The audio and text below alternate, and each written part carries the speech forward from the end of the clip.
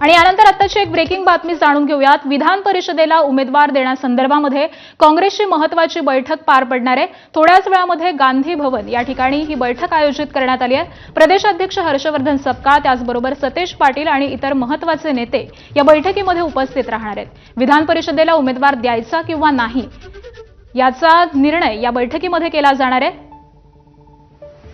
आणि याच अनुषंगाने अगदी थोड्याच वेळामध्ये या बैठकीला गांधी भवन इथं सुरुवात होईल।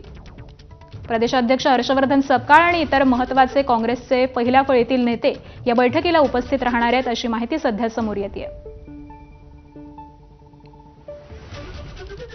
त्यामुळे आता विधान परिषदेला काँग्रेस हा आपल्या पक्षाकडून उमेदवार देणार की नाही हे अगदी थोड्याच वेळामध्ये कळेल। त्याच अनुषंगाने महत्त्वाची बैठक ही आयोजित करण्यात आलेली आहे। खरं तर उद्धव ठाकरे हे महाविकास आघाडीकडून उमेदवार असावेत अशी या मित्रपक्षांची भूमिका होती। मात्र अंबादास दानवे यांना उमेदवारी जाहीर केल्यानंतर काँग्रेस पक्ष हा काहीसा नाराज असल्याचं चित्र दिसून येत आहे आणि त्याच अनुषंगाने आता काँग्रेस उमेदवार देणार का हे पाहणं देखील महत्त्वाचं असेल।